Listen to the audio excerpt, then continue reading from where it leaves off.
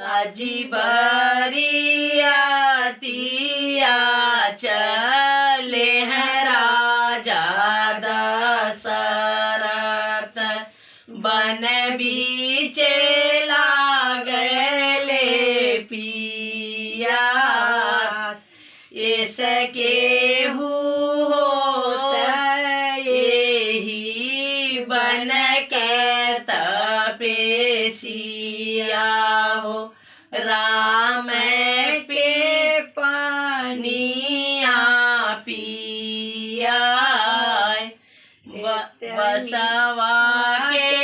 कोटिया से निसर शीतल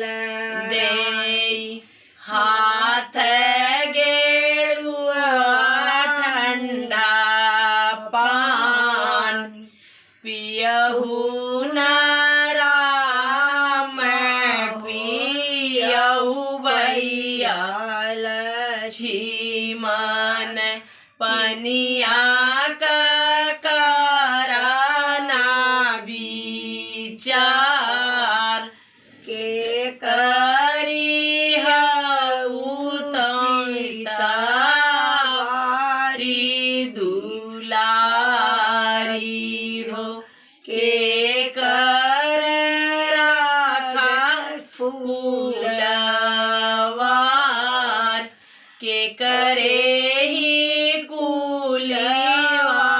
में ब्याली बाटू, के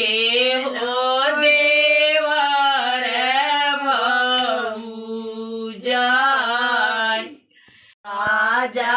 जनक जी के बारी दुलारी हो, ओ नहीं कराखी फूलवार, दशरथ जी के हम दशरथ के कुलवा में ब्याल बाटियो, लक्ष्मण दे